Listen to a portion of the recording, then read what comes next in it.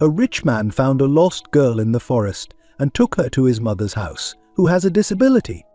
Charles Harris stood at the expansive window of his corner office, gazing out at the sprawling cityscape below. The setting sun painted the sky in hues of orange and purple, a stark contrast to the cold, sterile environment of his workplace. As CEO of Harris Enterprises, a multinational corporation left to him by his late father, Charles had achieved everything society deemed as success. Yet, as he loosened his silk tie and ran a hand through his salt and pepper hair, he felt an overwhelming sense of emptiness.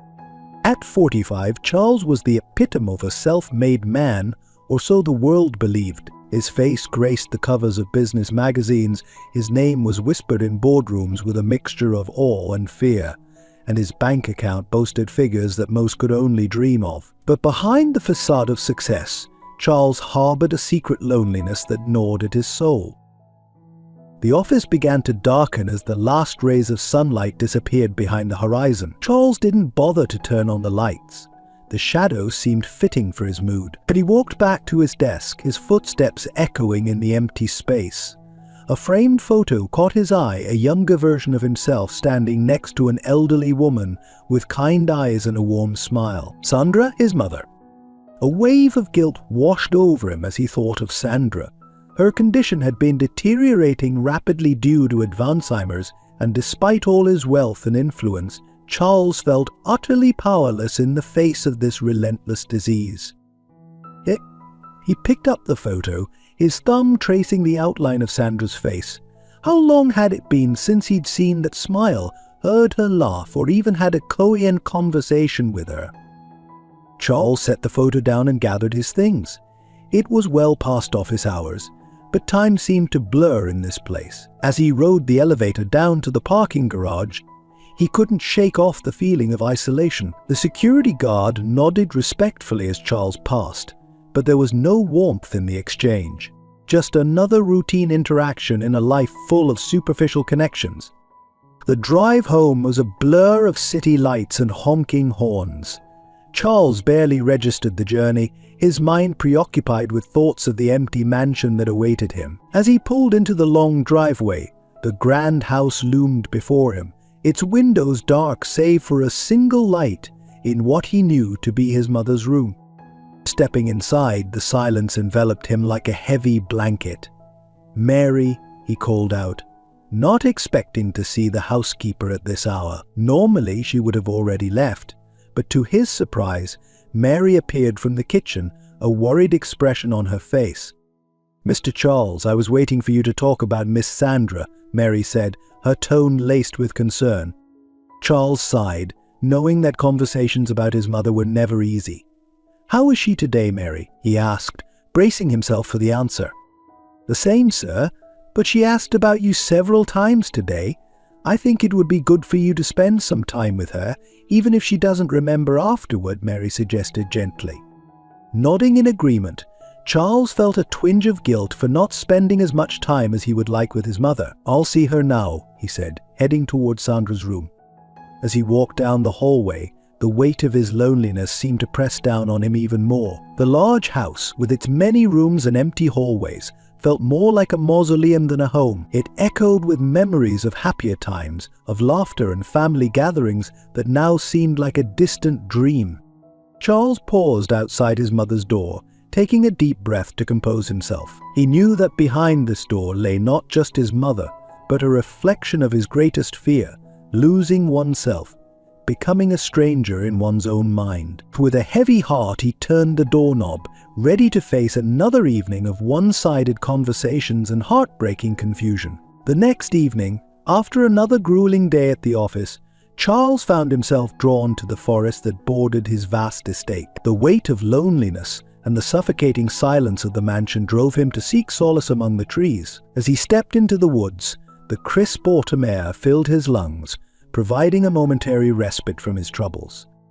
The forest was a stark contrast to the sterile environment of his corporate world. Here life thrived in every corner, leaves rustled overhead, small creatures scurried about, and the earthy scent of damp soil permeated the air. Charles walked aimlessly, allowing the sounds and smells of nature to wash over him. temporarily drowning out the constant hum of his worries.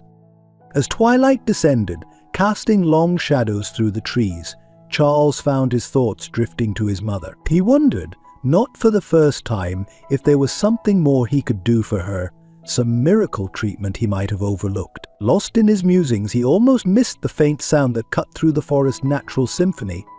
Charles paused, straining his ears. There it was again, a soft, muffled sob. His heart rate quickened as he realized it sounded like a child crying. Instinctively, he moved towards the source of the sound, pushing through low-hanging branches and navigating over diurnal roots. As he rounded a large oak tree, Charles spotted a small figure huddled at its base. It was a young girl, no more than 8 or 9 years old, her arms wrapped tightly around her knees as she wept quietly. Her clothes, though clean, were worn and patched in places, a stark reminder of the inequality that existed just beyond the borders of his affluent neighborhood. Approaching cautiously, Charles softened his voice, not wanting to frighten the child. "Hey there," he said gently. "Are you okay? Are you lost?" The girl's head snapped up, her tear-stained face a mixture of fear and surprise. She scrambled back slightly, pressing herself against the tree trunk. Charles held up his hands in a gesture of peace, crouching down to appear less intimidating. "It's all right," he assured her. "I'm not going to hurt you. My name is Charles. What's yours?" The girl hesitated, eyeing him warily before whispering, "Barbara." "Barbara," Charles repeated with a kind smile. "That's a lovely name. Can you tell me why you're out here all alone, Barbara? Are your parents nearby? At the mention of parents, fresh tears welled up in Barbara's eyes. She shook her head vigorously, her voice quavering as she spoke. "I don't have any parents. I ran away from the group home. I don't want to go back there." Charles felt a pang in his heart. The vulnerability in Barbara's voice stirred something within him, awakening a protective instinct he didn't know he possessed. He thought of his own lonely existence, of the empty rooms in his mansion, and of his mother who drifted further away each day. "Are you hungry, Barbara?" he asked, noticing how thin she looked. When she nodded hesitantly, Charles made a decision that would change both their lives forever. "I have a big house nearby with plenty of food. Would you like to come and have something to eat? We can figure out what to do next after you've had a good meal." Barbara's eyes widened with a mix of hope and suspicion. "Really? You're not going to call the police?" Charles shook his head. "No police, I promise. Just a warm meal and a safe place to rest. What do you say?" After a moment's hesitation, Barbara nodded, slowly getting to her feet. As they began to walk out of the forest together, Charles felt an unfamiliar warmth spreading through his chest. For the first time in years, he felt a sense of purpose beyond his corporate responsibilities. Little did Charles know that this chance encounter in the forest was about to unravel a web of secrets, setting in motion a series of events that would challenge everything he thought he knew about his life, his family, and himself. As Charles and Barbara emerged from the forest, the imposing silhouette of the Harris mansion loomed before them. Barbara's eyes widened in awe, her mouth forming a small O of surprise. "You live here?" she asked, her voice a mix of disbelief and wonder. Charles nodded, a small smile tugging at the corners of his mouth. "It's been in my family for generations," he explained, leading her up the winding driveway. As they approached the grand entrance, Charles couldn't help but see his home through new eyes. What had always felt like a mausoleum of memories now held the potential for something more. The heavy oak door swung open, revealing Mary's startled face. Her eyes darted from Charles to Barbara, confusion evident in her furrowed brow. "Mr. Charles?" she questioned, her tone cautious. "Mary, this is Barbara," Charles said, gently ushering the girl inside. "She'll be staying with us for a while. Could you please prepare some food? I'm sure she's hungry."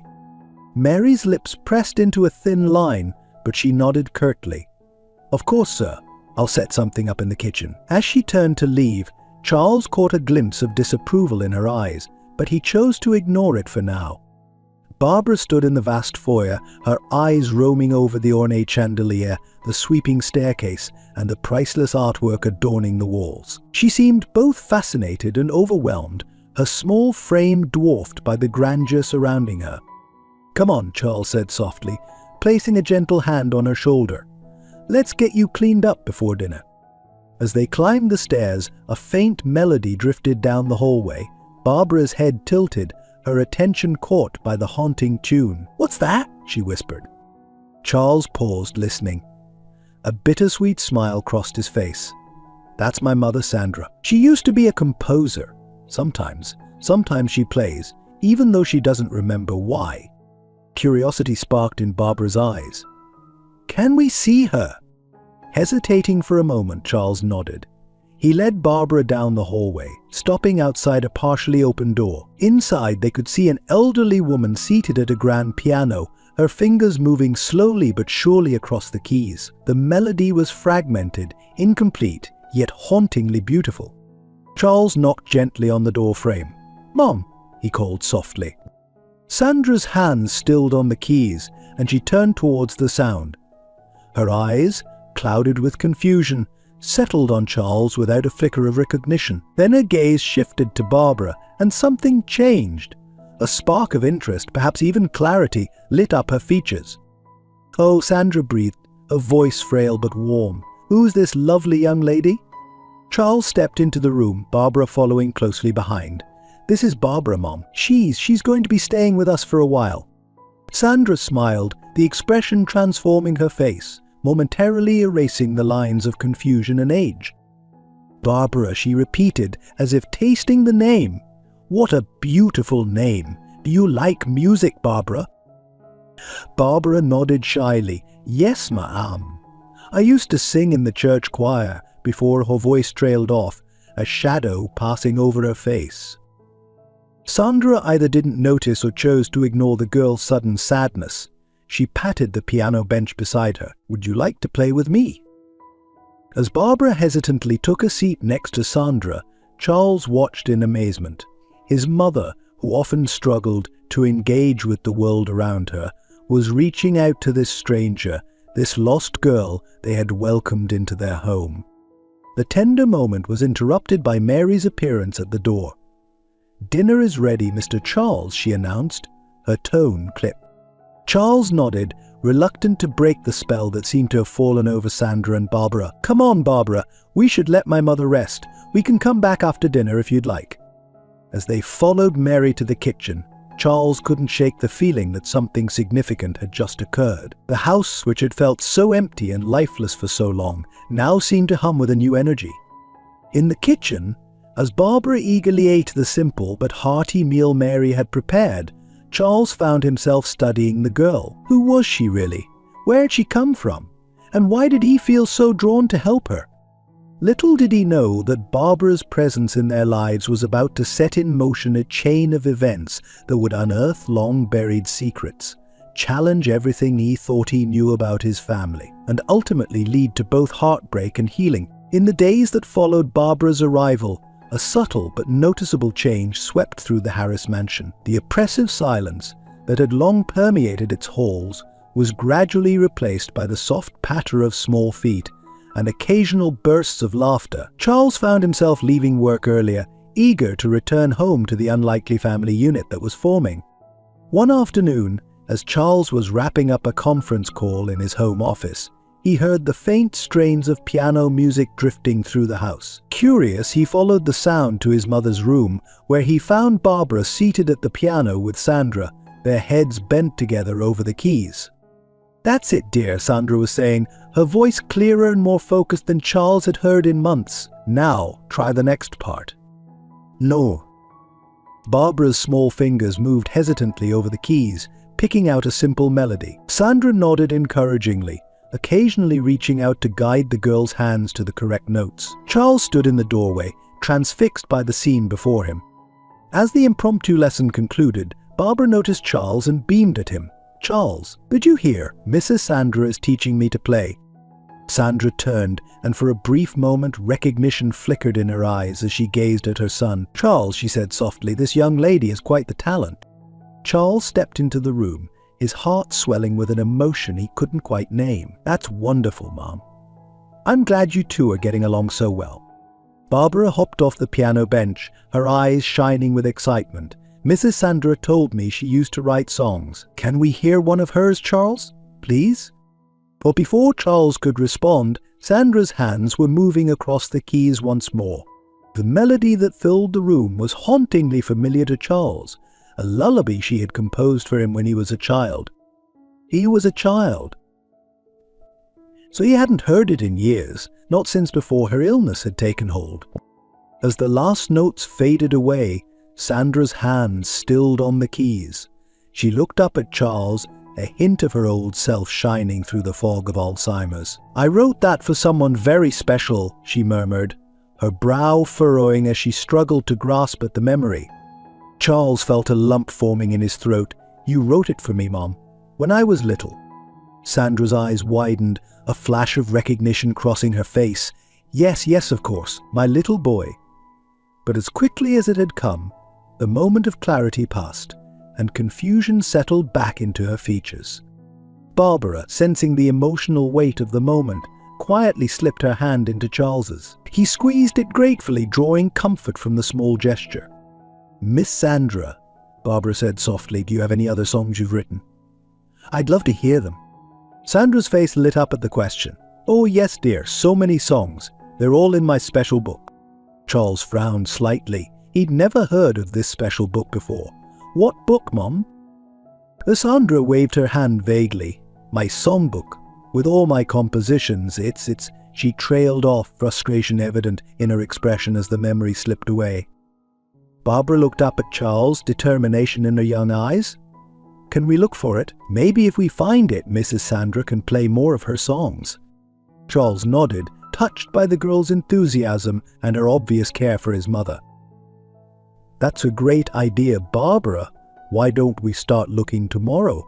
It's getting late now, and I'm sure Mom needs her rest." As they bid Sandra good night and left the room, Charles couldn't shake the feeling that they were on the brink of uncovering something important. His mother's music had always been a part of their lives, but he realized now how much of it had been lost to time and illness. And the next morning, Charles took a rare day off from work, determined to help Barbara in her quest to find Sandra's songbook. They started in Sandra's room, carefully going through drawers and cabinets under Mary's watchful eye. It was Barbara who eventually made the discovery. Tucked away in the back of Sandra's closet, hidden behind boxes of old clothes, was a dusty leather-bound book. "Charles," she called out excitedly, "I think I found it." Charles hurried over, taking the book from Barbara's hands. As he opened it, his breath caught in his throat. Page after page was filled with handwritten musical scores, lyrics and personal notes. It was a treasure trove of his mother's creativity, preserved and hidden away all these years. As he flipped through the pages, a folded piece of paper slipped out and fluttered to the floor. Barbara picked it up and handed it to Charles. With trembling hands, he unfolded it, revealing a letter addressed to him in his mother's handwriting. "My dearest Charles," it began, "if you're reading this, there's something you need to know about your past, about our family's past." Charles felt his world tilt on its axis as he continued reading, each word revealing a truth that would change everything he thought he knew about himself and his family. In the days following the discovery of Sandra's songbook, a palpable sense of anticipation filled the Harris mansion. Barbara, driven by a mixture of curiosity and compassion, made it her personal mission to use the music to reach Sandra to bridge the gap created by Alzheimer's. Each afternoon, after finishing her homeschool lessons with Mary, an arrangement Charles had hastily put in place, Barbara would rush to Sandra's room, songbook in hand. Charles often found himself lingering in the doorway, watching these interactions with a mixture of hope and heartache. "Mrs. Sandra," Barbara would say, her voice gentle but filled with enthusiasm, "I found another beautiful song in your book. Would you like to hear it?" Sandra's responses varied day by day, sometimes hour by hour. There were moments of lucidity when she would smile and nod, her eyes lighting up with recognition. "Oh yes, dear, I remember that one. It was about..." and she would launch into a story about the song's origin, her words flowing freely as if the fog of her illness had momentarily lifted. Other times, Sandra would stare blankly, confusion etched on her features. Song? What song? Who are you? On these days, Barbara's determination never wavered. She would simply smile, open the songbook and begin to play, her small fingers dancing across the keys as she tried to bring Sandra's compositions to life. One particularly challenging afternoon, Charles arrived home to find Barbara in tears outside Sandra's room, his heart clenched at the sight. "Barbara, what's wrong?" he asked, kneeling beside her. Barbara wiped her eyes, her lower lip trembling. "Mrs. Sandra didn't recognize me today. She got angry and told me to leave. I just wanted to play her songs for her." Charles pulled her into a gentle hug, feeling her small frame shake with suppressed sobs. "Oh, Barbara, I'm so sorry. Some days are harder than others with this illness. It's not your fault, and I'm sure deep down, my mother appreciates what you're doing." Barbara pulled back, her eyes red but determined. "I'm not giving up, Charles. Miss Sandra's music is too beautiful to be forgotten. I'll keep trying." Her resilience touched Charles deeply. This child, who had known so much hardship in her young life, was showing him the true meaning of perseverance and compassion. The next day, Barbara approached her task with renewed vigor. She spent the morning poring over Sandra's songbook, selecting a particular piece that had caught her eye. It was a lullaby, similar to the one Sandra had composed for Charles, but this one seemed unfinished, the last few bars trailing off into blank space. When afternoon came, Barbara made her way to Sandra's room as usual. Charles, intrigued by her intense focus that morning, followed discreetly, watching from just outside the door. "Hey, Mrs. Sandra," Barbara began softly, "I found this beautiful lullaby in your book, and it looks like you never finished it. I was wondering if maybe we could finish it together." Sandra, who had been gazing out the window, turned slowly at the sound of Barbara's voice. There was a moment of tense silence, and Charles held his breath, fearing another difficult day. But then something extraordinary happened. Sandra's eyes, usually clouded with confusion, suddenly sharpened with interest. "A lullaby?" she asked, her voice stronger than it had been in weeks. "Let me see, child." Barbara carefully placed the songbook on Sandra's lap, pointing to the unfinished piece. Sandra's fingers traced the notes on the page, a faint smile tugging at her lips. "Ah, yes, I remember this one. It was meant to be a gift, but I never quite found the right ending." "Can we try to finish it now?" Barbara asked eagerly. "I've been practicing the piano, and I thought maybe if we worked on it together." Sandra nodded, her movements becoming more animated than Charles had seen in months. Yes.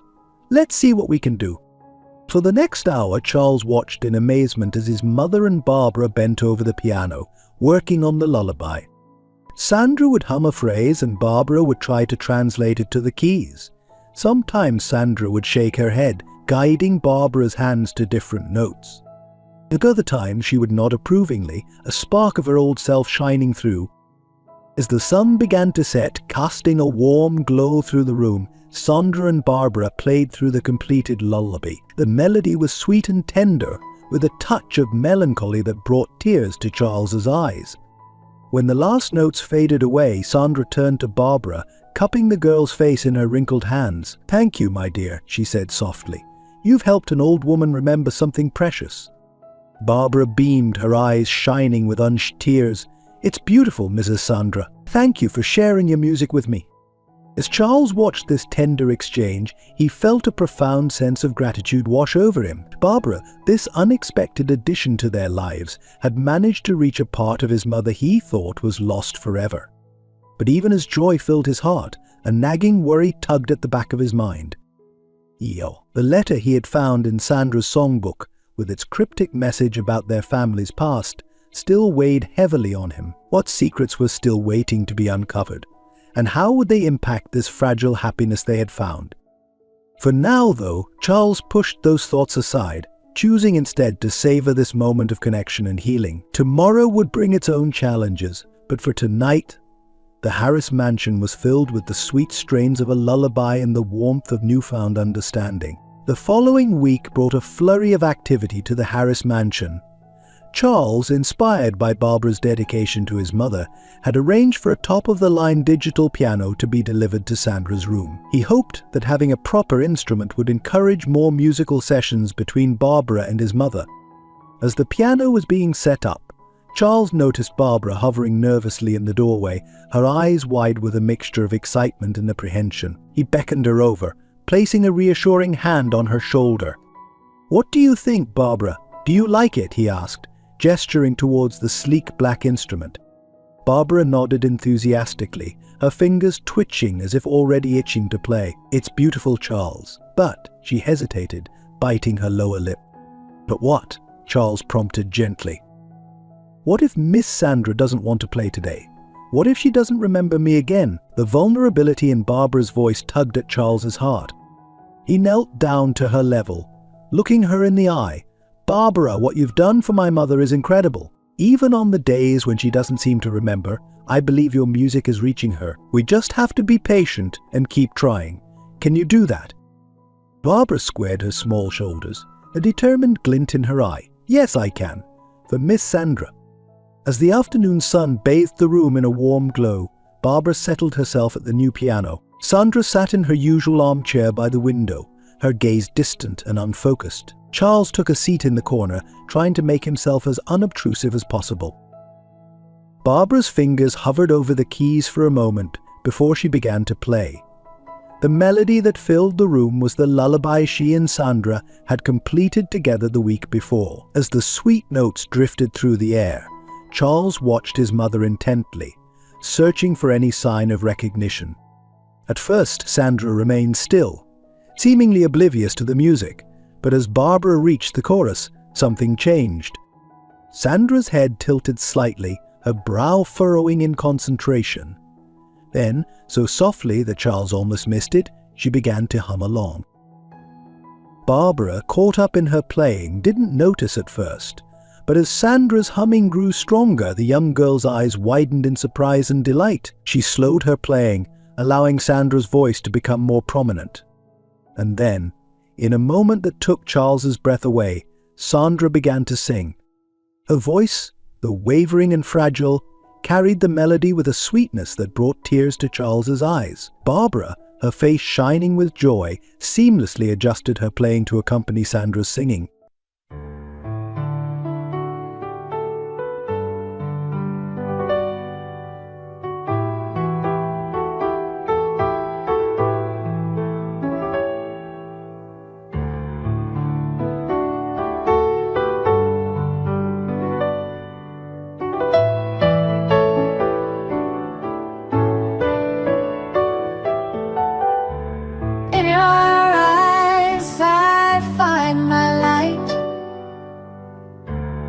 Like a star that shines so bright. Your smile is my peace. It's the love life brings. You grow so much, my little one.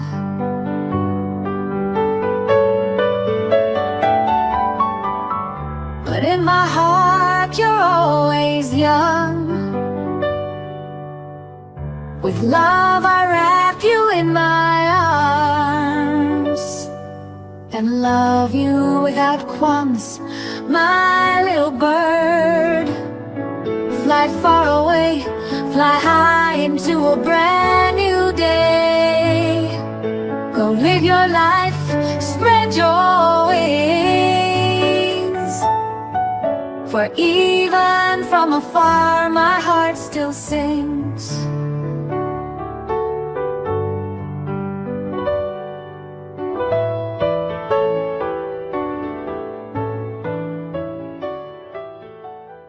As Sandra sang, her eyes slowly focused, the fog of confusion lifting.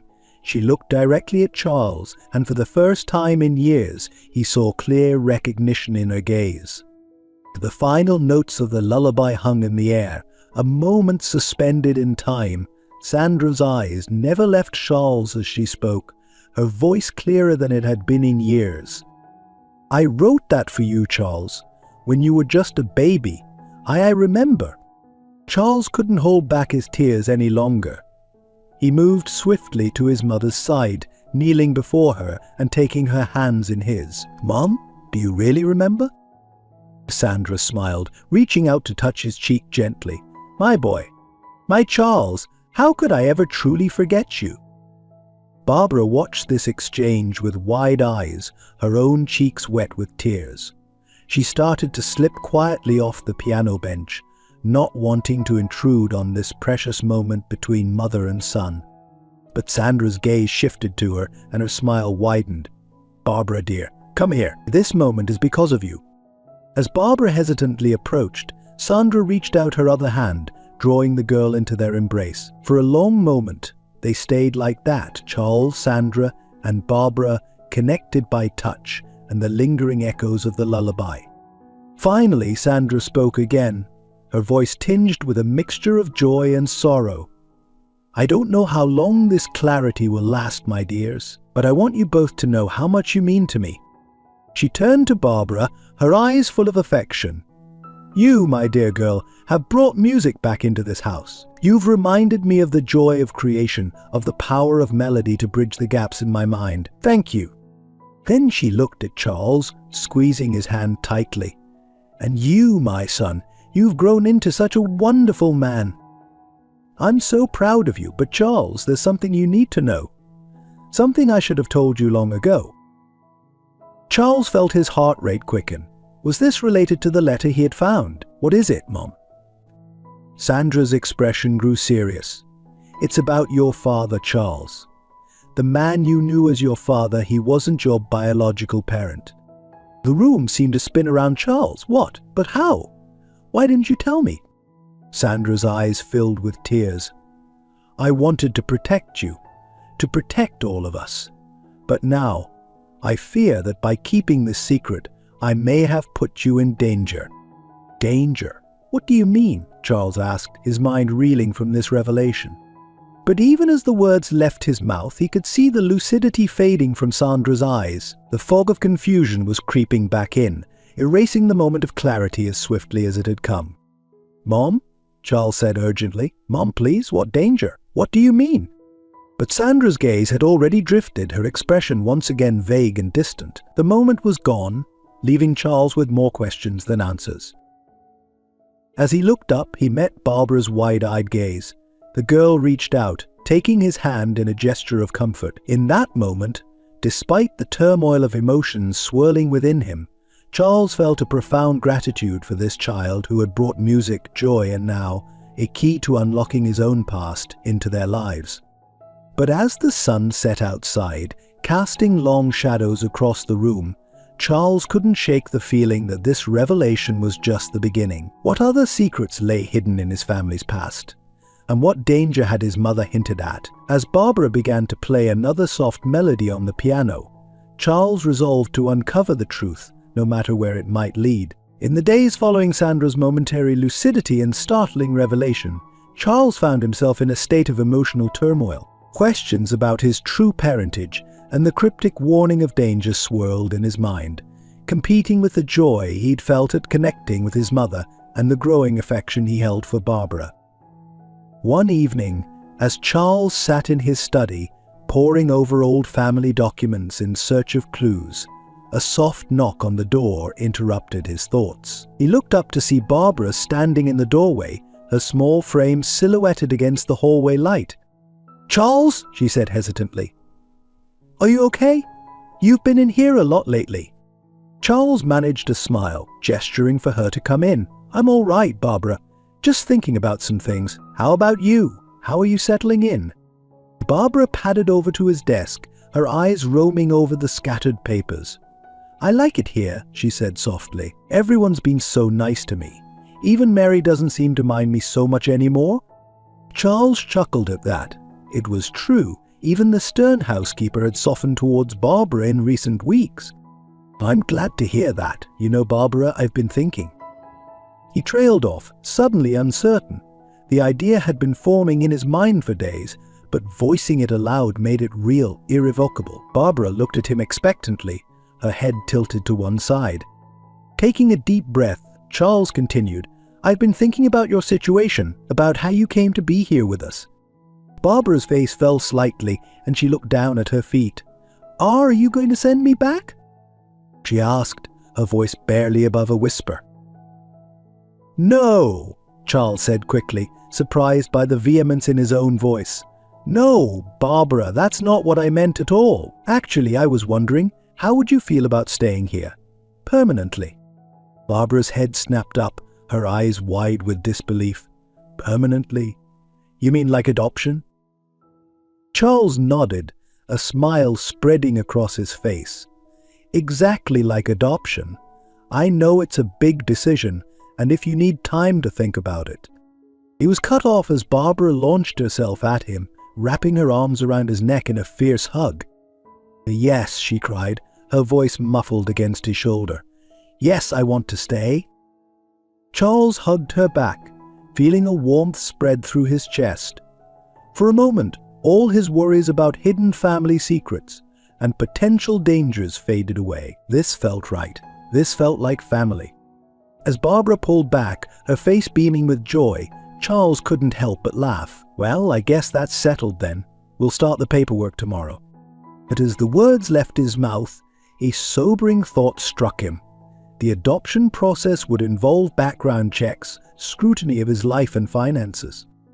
What if the mysterious danger his mother had hinted at came to light? What if his own uncertain parentage somehow disqualified him? Barbara, perceptive as ever, noticed the change in his expression. "What's wrong, Charles? Did you change your mind?" Charles shook his head, forcing a smile.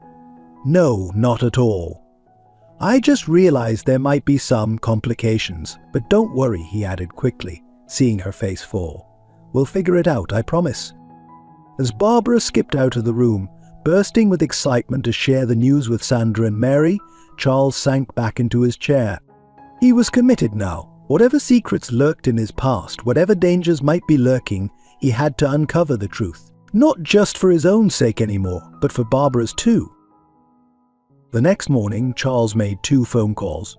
The first was to his lawyer, setting the adoption process in motion. The second was to a private investigator he'd worked with on corporate matters in the past.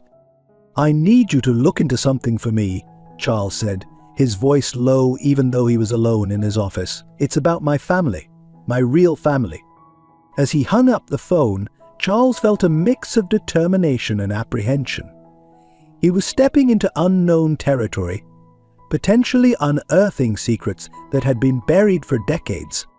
But as he heard Barbara's laughter echoing from somewhere in the house, he knew it was worth the risk. Whatever the truth might be, whatever challenges lay ahead, Charles was certain of one thing. Barbara had brought light and life back into their home. She had reached Sandra in a way no one else could. And now she had given Charles a new purpose, a reason to face the uncertainties of his past and fight for a brighter future.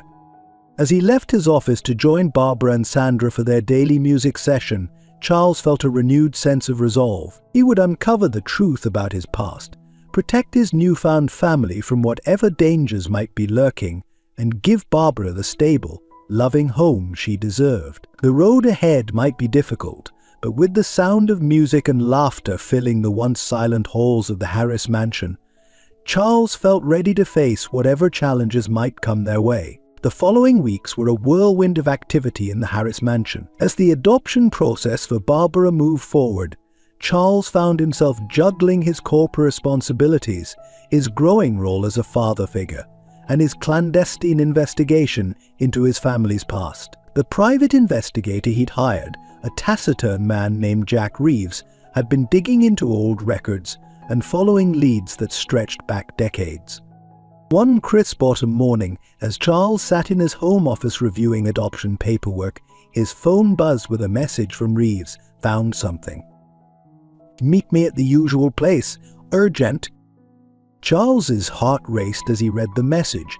He quickly made his excuses to Barbara and Mary, citing an unexpected business meeting, and drove to a quiet cafe on the outskirts of town where he and Reeves often met to discuss sensitive matters. The investigator was already there when Charles arrived, a thick folder on the table in front of him. Mr. Harris, Reeves nodded in greeting, his face grim. "You might want to sit down for this." As Charles took a seat, Reeves opened the folder and began to speak in a low, measured tone. "I've traced your birth records, Mr. Harris, and I've found some discrepancies." Charles leaned forward, his coffee forgotten. "What kind of discrepancies?" Reeves pulled out a birth certificate, sliding it across the table. "This is your original birth certificate. Note the date of birth and the names of the parents." Charles's eyes widened as he read the document. The date of birth was correct, but the names Sandra and Robert Mitchell. "But that's your mother's maiden name." "Yes," Reeves finished for him. "And this Robert Mitchell. He disappeared shortly after your birth. No death certificate, no records of him leaving the country. He just vanished." Charles's mind was reeling. "But what about Jonathan Harris, the man I thought was my father?" Reeves pulled out another document. "Here's where it gets interesting. This is an adoption record filed about a year after your birth. It shows that Jonathan and Elizabeth Harris adopted you from Sandra Mitchell."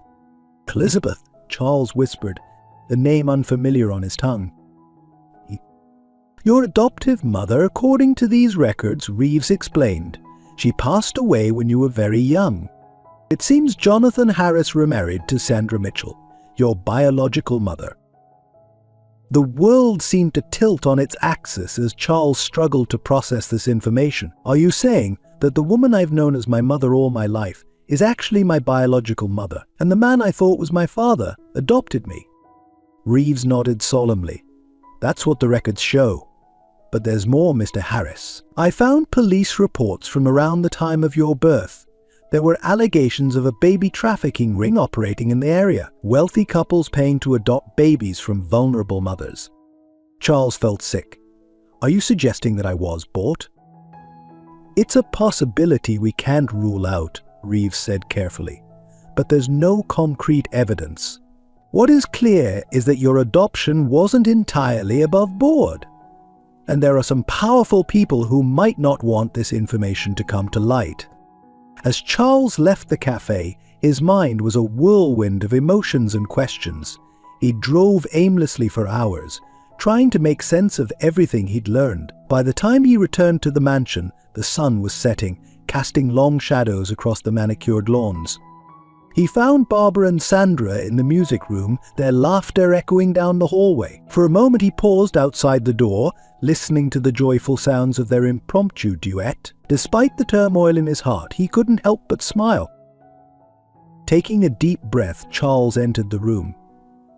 Barbara looked up from the piano, her face lighting up. "Charles, you're back. Mrs. Sandra and I were just working on a new song. Want to hear it?" Charles nodded, unable to trust his voice. As Barbara began to play, Charles's eyes locked with Sandra's. In that moment he saw something in her gaze, a mix of love, pride, and was it guilt? As the last notes faded away, Charles cleared his throat. "That was beautiful, Barbara. Mom, can I talk to you for a moment? Alone?" Barbara, sensing the tension, quietly excused herself. Once she was gone, Charles took a seat next to Sandra, taking her frail hands in his. "Sanom." "Mom," he began, his voice thick with emotion. "I need to ask you something, and I need you to try very hard to remember. It's important." Important." Sandra looked at him, confusion clouding her features. "What is it, dear?" Charles took a deep breath. Am I really your son, your biological son?" The effect of his words was immediate. Sandra's eyes widened, a flash of recognition and fear crossing her face. For a moment the fog of Alzheimer's seemed to lift, and Charles saw a clarity in her gaze that had been absent for years. How did you find out?" Sandra whispered, her voice trembling. Charles felt tears prick at his eyes. "So it's true. Why, Mom? Why all the secrecy?"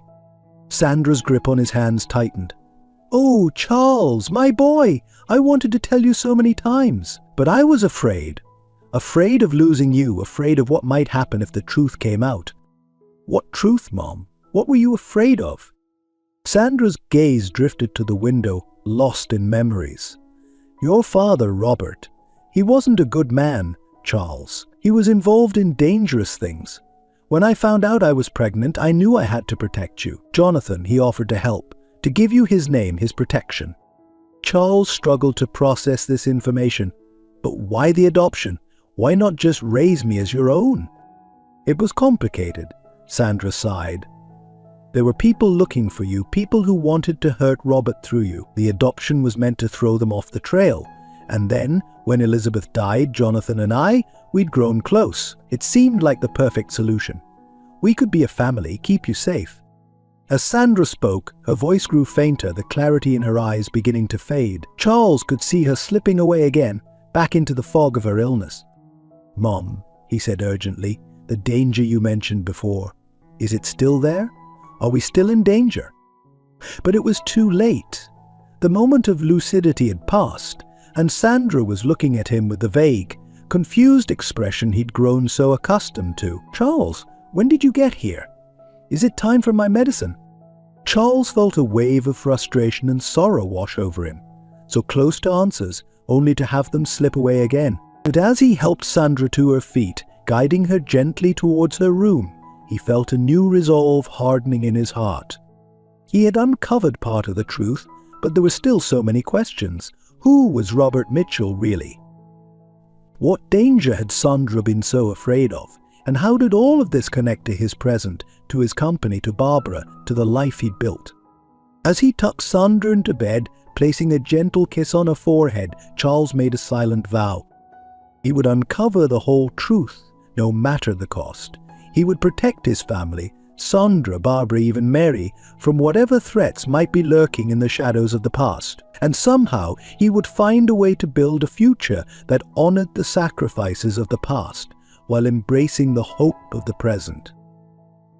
With determination in his step, Charles left Sandra's room, ready to face whatever challenges lay ahead. The truth was out there, and he was going to find it. The revelation about his true parentage left Charles reeling, but life in the Harris mansion continued its delicate balance of normalcy and underlying tension. Barbara's adoption process was moving forward, and her presence continued to bring light and music into their lives. However, Charles couldn't shake the feeling that there were still more secrets waiting to be uncovered. One evening, as Charles was reviewing some documents in his study, a soft knock on the door interrupted his concentration. He looked up to see Mary standing in the doorway, her usually stern expression replaced by one of uncertainty.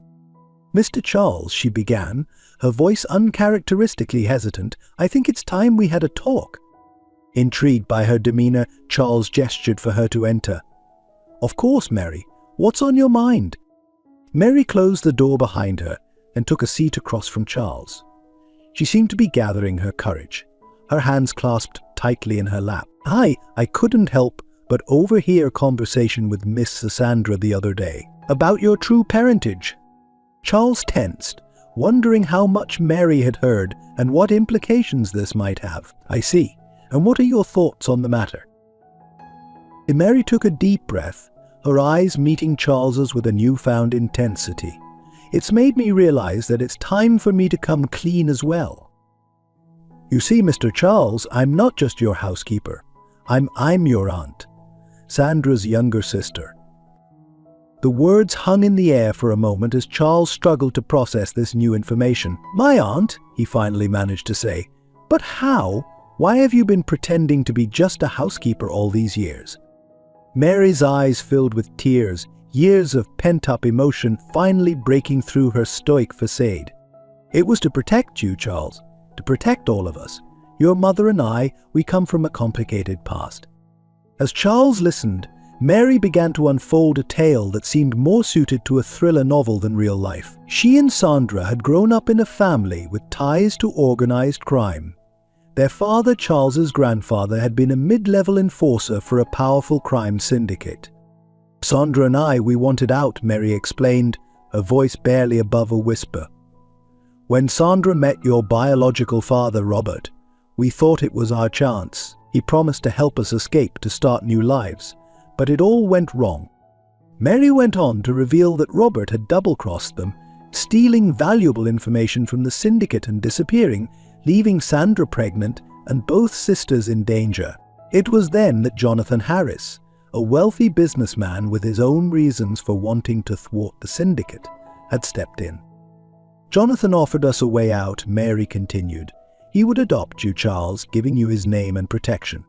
Sandra would pretend to be your adoptive mother, and I would stay on as the housekeeper, an extra layer of protection and a link to our past."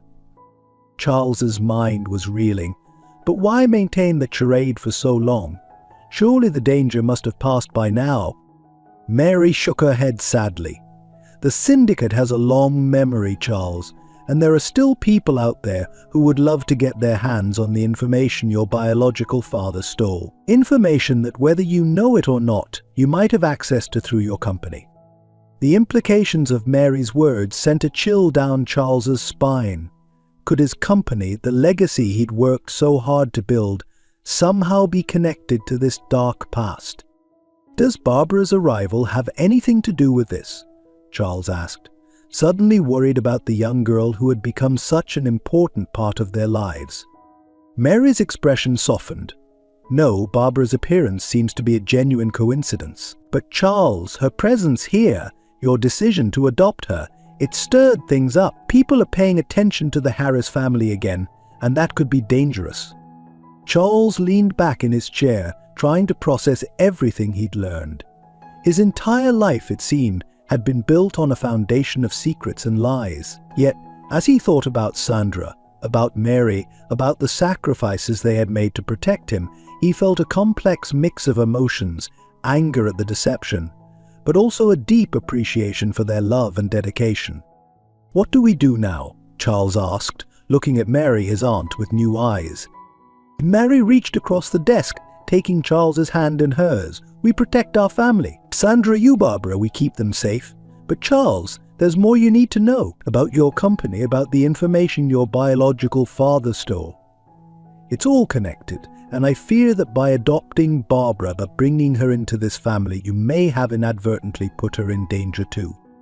As Mary continued to explain, filling in the gaps of Charles's fragmented past, he felt a steely resolve forming within him. He had built his life on half-truths and hidden identities, but now, for the sake of Barbara, for the sake of his mother, and for his own peace of mind, he would uncover the whole truth. Whatever dangers lurked in the shadows of his family's past, whatever threats might be looming on the horizon, Charles was determined to face them head-on. With Mary's revelation, he had gained not just an aunt, but an ally. Together, they would protect their unconventional family and forge a new path forward, one built on truth, transparency, and the unbreakable bonds of love that had sustained them through years of secrecy. As the night deepened outside the study windows, Charles and Mary began to plan, their whispered conversations laying the groundwork for the challenges that lay ahead. The Harris mansion, once a fortress of secrets, was about to become a battleground for truth and redemption. As the revelations about Charles's true parentage and Mary's identity settled into a new normal for the Harris household, Charles found himself increasingly drawn to uncovering the mysteries of Barbara's past. And the young girl had brought such joy and light into their lives, yet the circumstances that led her to that fateful night in the forest remained shrouded in uncertainty. One rainy afternoon, as Barbara sat at the piano, her fingers dancing over the keys in a melancholy tune, Charles decided it was time to gently probe deeper into her history. "That's a beautiful piece, Barbara," he said, sitting down beside her on the piano bench. "Did someone teach it to you?" Barbara's hands stilled on the keys, a shadow passing over her young face. "My dad," she said softly. "He used to play it on his old guitar." Charles nodded encouragingly. "You've mentioned your dad before. Would you like to tell me more about him?" For a moment Barbara was silent, her eyes fixed on the black and white keys before her. Then, in a quiet voice, she began to speak. "His name was Michael," she said. He was the best dad in the world. He worked really hard, but he always made time for me. We'd go to the park, and he'd push me on the swing so high I felt like I touched the clouds." As Barbara spoke, Her words began to flow more freely, painting a picture of a loving father when fight fallen on hard times. Michael had been a social worker, passionate about helping children in the foster care system, but his dedication to his work had led him to uncover something dark and sinister. Dad started staying up late, making phone calls when he thought I was asleep. Barbara continued, her brow furrowed in concentration. He was worried about something. I heard him talking about missing kids, about money changing hands. He said the system was corrupt, that children were being hurt. Charles felt a chill run down his spine. Could Barbara's father have uncovered the same baby trafficking ring that Reeves had mentioned in connection to his own adoption? What happened next, Barbara? He asked gently, placing a comforting hand on her shoulder. Barbara's lower lip trembled. One night, there was a loud noise. Dad came running into my room. He looked scared. He told me we had to leave right away, that it wasn't safe anymore. We got in the car and started driving. I fell asleep, and when I woke up, her voice broke, and Charles instinctively pulled her into a hug. Barbara buried her face in his chest, her small frame shaking with suppressed sobs. When I woke up, she continued, her voice muffled. The car was stopped. Dad was slumped over the wheel. There was so much blood. I tried to wake him up, but he wouldn't move. I was so scared. I ran into the woods and just kept running. Charles held Barbara tightly, his mind reeling from the implications of her story. Her father had clearly stumbled upon something dangerous, something that powerful people wanted to keep hidden, and now, those same people might be looking for Barbara. As Barbara's sobs subsided, Charles gently pulled back, looking into her tear-stained face. Barbara, I'm so sorry you had to go through that. You're incredibly brave, you know that. Barbara managed a weak smile. Dad always said I was his brave little warrior. Charles nodded, his resolve strengthening. Your dad was right, and I want you to know that you're safe here. We're going to protect you, no matter what. But even as he spoke the words, Charles felt a nagging doubt. Could he really guarantee Barbara's safety when his own past was so fraught with danger? Over the next few days, Charles discreetly reached out to his contacts, trying to piece together more information about Michael's death and the allegations of corruption in the foster care system. What he uncovered was deeply disturbing.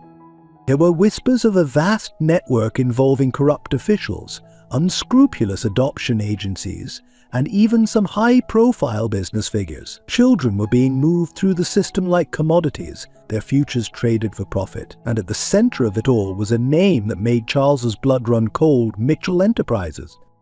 His own company, the legacy he had built his life upon, seemed to be somehow connected to this dark underbelly of child trafficking. Had his biological father, Robert Mitchell, been involved in this sinister trade? Had Charles unknowingly perpetuated this evil through his business dealings? As he delved deeper into the investigation, Charles began to notice subtle changes around the mansion. Cars he didn't recognize lingering a bit too long on the street, unusual interference on the phone lines, but a sense of being watched that he couldn't shake. One evening, as Charles was tucking Barbara into bed, she grabbed his hand, her eyes wide with fear. "Charles," she whispered, "I saw a man outside my window today. He looked like one of the men who came to our house the night Dad and I had to run away." Charles felt his heart rate quicken, but he forced a reassuring smile. "It's okay, Barbara. I'm sure it was just a neighbor or someone making a delivery. But thank you for telling me. Remember, you're safe here." As he left Barbara's room, Charles's mind was racing. The danger wasn't just in the past, it was here, now threatening the fragile happiness they had built. He found Mary in the kitchen, her usually stoic expression marred by worry. "You've noticed it too, haven't you?" she asked without preamble. Charles nodded grimly. "They found us, or more specifically, they found Barbara." Mary's lips thinned into a determined line. "Then we'll just have to be ready for them. This family has survived decades of secrets and threats. We're not about to let them win now." As Charles looked at his aunt, seeing the fierce protectiveness in her eyes, he felt a surge of gratitude and resolve. They had uncovered the truth about their past, about the dark connections that tied them all together. Now it was time to face the darkness head-on, to fight for the future they all deserved. With Barbara's traumatic past now laid bare and the threats of the present looming large, Charles knew that the real battle was just beginning. And as he thought of the little girl sleeping upstairs, of his mother's moments of lucidity, of Mary's unwavering support, he knew that they had something worth fighting for. Together they would face whatever challenges lay ahead, bound by the unbreakable ties of family. Not the family they were born into, but the family they had chosen and forged through love, music, and shared adversity. The weight of Barbara's revelation and the looming threats pressed heavily on Charles's mind as he drove to his office the next morning. The gleaming skyscraper that housed Harris Enterprises, or rather, Mitchell Enterprises, as he now knew it to be, no longer filled him with pride. Instead, it loomed ominously, a monument to secrets and potential corruption. As he stepped into his office, his assistant, Sarah, greeted him with her usual efficiency. "Good morning, Mr. Harris. The board members are already gathered for the emergency meeting you called." Charles nodded, steeling himself for what was to come. He had spent the night poring over company documents, following the trail of breadcrumbs that his investigation into Barbara's past had uncovered. What he had found had left him sleepless and sick to his stomach. In the boardroom, the tension was palpable. The board members, mostly older men who had been with the company since his father's time, regarded Charles with a mixture of curiosity and apprehension. "Gentlemen," Charles began, his voice steady despite the turmoil within, "I've called this meeting because I've uncovered some disturbing information about our company's operations. Information that, if true, implicates us in illegal and deeply unethical practices." A murmur of discomfort rippled through the room. Charles pressed on, laying out the evidence he had gathered. Shell companies funneling money into questionable overseas accounts, partnerships with adoption agencies with spotty records, donations to politicians who had consistently blocked reforms in child welfare laws. As Charles spoke, he watched the faces of the board members.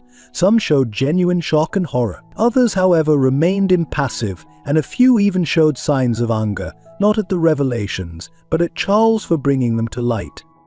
"This goes beyond simple financial mismanagement," Charles concluded. "If my findings are correct, our company has been complicit in a child trafficking ring that spans decades, and I intend to put a stop to it." The room erupted into chaos. Voices raised in protest, in denial, in outrage, but above the din, one voice cut through, cold and controlled. "That's quite an accusation, Charles," said Victor Blackwood, the longest-serving member of the board and his father's old friend. "One that could destroy this company and you along with it. Are you sure you want to go down this road?" The threat in Victor's voice was unmistakable. Charles met his gaze unflinchingly. "I'm sure, Victor. The truth needs to come out, whatever the cost." What followed was a heated debate that lasted hours. Charles presented his evidence, fielded questions, and stood his ground against those who sought to dismiss or minimize the allegations. By the end, a clear divide had formed in the boardroom. Some members stood with Charles, horrified by the revelations and eager to make amends. Others, led by Victor, remained obstinately opposed to any action that might threaten the company's bottom line. As the meeting adjourned, Charles felt drained but resolute. He had taken the first step, but he knew the real battle was just beginning. Returning to his office, Charles found an unexpected visitor waiting for him. Jack Reeves, the private investigator, sat in one of the plush chairs, his weathered face grave. "Mr. Harris," Reeves said, standing as Charles entered, "I've got some information you need to hear. It's about your biological father, Robert Mitchell." Charles sank into his chair, bracing himself for more revelations. "Go on." Reeves pulled out a file, spreading photographs and documents across Charles's desk. Robert Mitchell didn't just steal information from the crime syndicate. He was a key player in setting up the entire trafficking operation. He used his connections in both the underworld and high society to create a network that could move children around with impunity. Charles felt the blood drain from his face. "And my adoptive father, Jonathan Harris?" Reeves's expression softened slightly. From what I've gathered, Jonathan Harris was initially an unwitting participant. He thought he was helping to place orphan children in good homes. But as he began to suspect the truth, he tried to back out. That's when things got complicated. The investigator went on to explain that Jonathan's attempt to extricate himself from the operation had put him, and by extension Charles and Sandra, in danger. The adoption of Charles, the marriage to Sandra, even Mary's position as a housekeeper had all been part of an elaborate protection scheme. Ease. But here's where it gets really interesting, Reeves continued.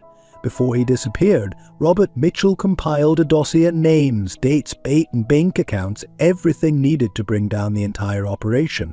And he hid it somewhere only his son could find it. Charles leaned forward, his mind racing. Are you saying? Reeves nodded. I believe that somewhere in this company, perhaps hidden in plain sight, is the key to unraveling this whole sordid mess. And you, Mr. Harris, are the only one who can find it.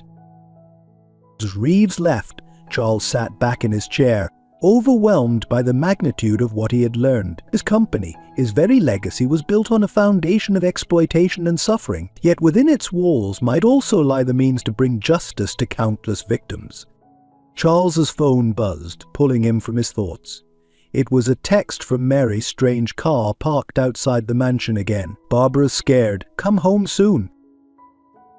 A surge of protective anger coursed through Charles. The people behind this trafficking ring weren't just faceless criminals anymore. They were a threat to his family, to Barbara, to Sandra, to Mary. And they were using the very company he had devoted his life to as a tool for their nefarious deeds. With renewed determination, Charles began to formulate a plan.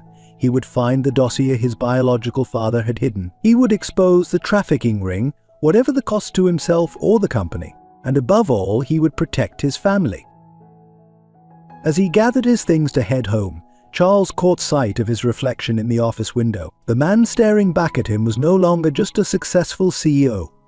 He was a son uncovering the truth of his origins, a guardian protecting a vulnerable child, a seeker of justice in a world shadowed by greed and corruption. The path ahead was fraught with danger and uncertainty. Charles knew that by pursuing this course, he was painting a target on his back. The same forces that had threatened his parents, that had orphaned Barbara, would surely come for him next.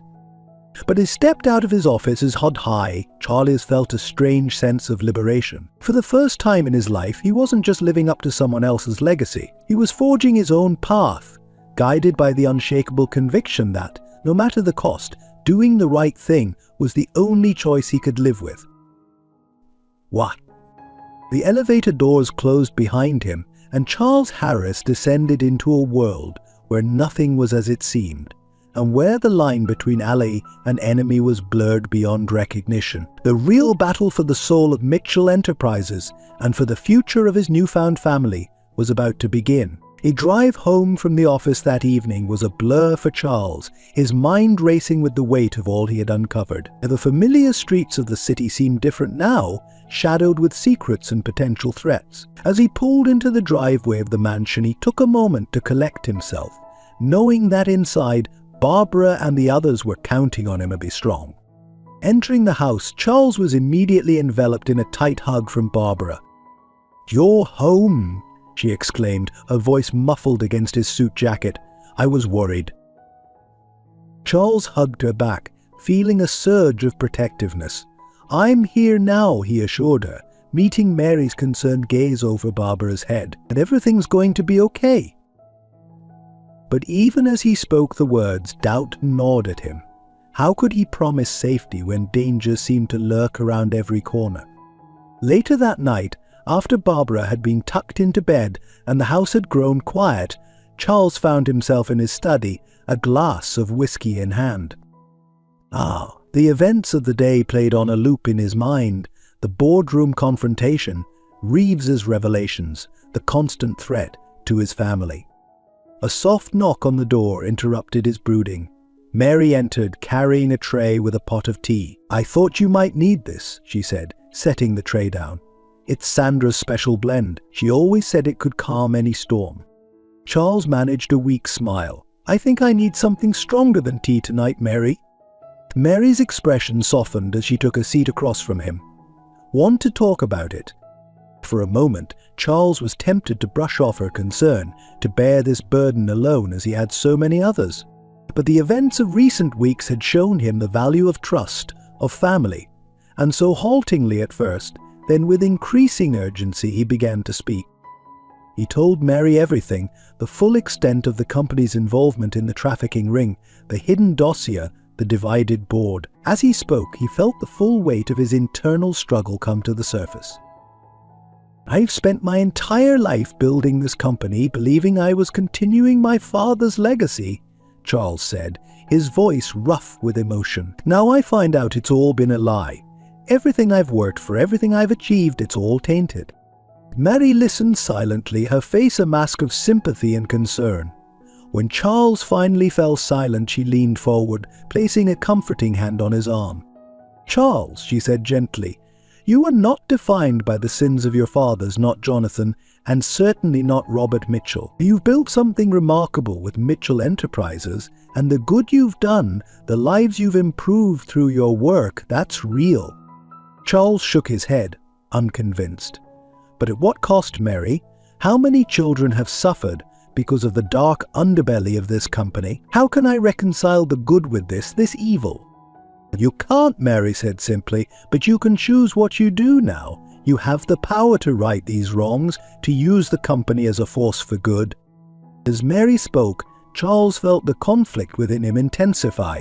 On one side was the businessman, the part of him that had dedicated his life to building Mitchell Enterprises into a powerhouse. This part of him whispered of damage control, of finding ways to distance the company from the scandal while preserving its core operations. On the other side was the man he was becoming, the adoptive father to Barbara, the son piecing together his true heritage, the seeker of justice. This part of him cried out for radical action, for tearing down the corrupt edifice regardless of the personal cost. "And what about Barbara?" Charles asked, voicing his deepest fear. "By pursuing this, am I putting her in danger? Am I being selfish, risking her safety to clear my own conscience?" Mary's grip on his arm tightened. "Barbara is in danger regardless, Charles. The people behind this won't stop looking for her. By taking action, you're not just clearing your conscience, you're fighting for her future, for the futures of all the children caught up in this nightmare." As the night wore on, Charles and Mary continued to talk, weighing options, considering consequences. The internal struggle raged on, but slowly a resolve began to form within Charles. He thought of Barbara, of her resilience in the face of unimaginable trauma. He thought of his mother, Sandra, fighting against the fog of Alzheimer's to share crucial truths. He thought of Mary, standing steadfast through years of secrecy to protect their family. By the time the first light of dawn began to creep through the study windows, Charles had made his decision. He would find the dossier his biological father had hidden. He would expose the trafficking ring, whatever the cost to himself or the company. How he'd use every resource at his disposal to bring justice to the victims and protection to the vulnerable. The path ahead was fraught with danger and uncertainty. Charles knew that by pursuing this course, he was painting a target on his back. The same forces that had threatened his parents, that had orphaned Barbara, would surely come for him next. But as he stood, stretching his tired muscles, Charles felt a strange sense of peace settle over him. For the first time in his life, he wasn't just living up to someone else's expectations or legacy. He was charting his own course, guided by an unshakable conviction that no matter the cost, doing the right thing was the only choice he could live with.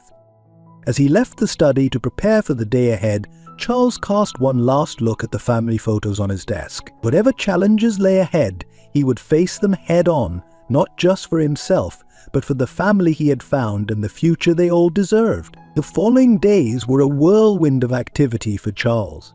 By day, he worked tirelessly at the office, carefully probing into the company's darker dealings while maintaining a facade of business as usual. By night, he pored over old documents and files, searching for any clue that might lead into the hidden dossier his biological father had left behind. It was during one of these late-night sessions, as Charles sat surrounded by stacks of papers in his study, that Mary knocked softly on the door. "Come in," Charles called, rubbing his tired eyes. Mary entered, carrying a small wooden box. Her face was etched with lines of worry and what Charles realized was a deep, long-held sadness. "Charles," she began, her voice uncharacteristically hesitant, "there's something I need to show you, something I should have shared a long time ago." Intrigued, Charles gestured for her to sit. Mary placed the box on the desk between them, her hands lingering on its worn surface as if reluctant to let go. "What is this, Mary?" Charles asked gently. Mary took a deep breath. "This box contains the last pieces of the puzzle you've been trying to solve. But before I show you what's inside, I need to tell you a story, my story." And so, as the night deepened outside the study windows, Mary began to unravel a tale that spanned decades, a story of love, sacrifice, and unimaginable choices. "And you know that Sandra and I grew up in a family with ties to organized crime," Mary began. "What you don't know is that I was the one who first met Robert Mitchell, your biological father." Charles leaned forward, hanging on every word as Mary continued. "Robert was charming, brilliant, and ambitious. He promised me the world, a way out of the life we'd been born into. I fell in love hard and fast, but then," Mary's voice faltered. "Then what?" Charles prompted gently. "Then he met Sandra," Mary said, a hint of old pain in her voice. "It was like a switch had been flipped. Suddenly I was invisible. They fell in love and I was left behind." Ah. Charles felt a pang of sympathy for the young Mary in her story, but he sensed there was more to come. Mary went on to explain how, despite her heartbreak, she had remained close to Sandra and Robert. She had been there when they discovered Sandra was pregnant, had shared in their joy and their fear. When Robert came to us with his plan to steal information from the syndicate, to use it as leverage for a new life, I was the one who helped him, Mary admitted. I thought I was doing it for Sandra, and for you, the nephew I already loved, even though you hadn't been born yet. But part of me was still that girl who wanted to impress Robert. The pain in Mary's voice was palpable as she described the night everything went wrong. Robert's betrayal, the syndicate's retaliation, the desperate flight to safety. "Jonathan Harris was my contact," Mary revealed.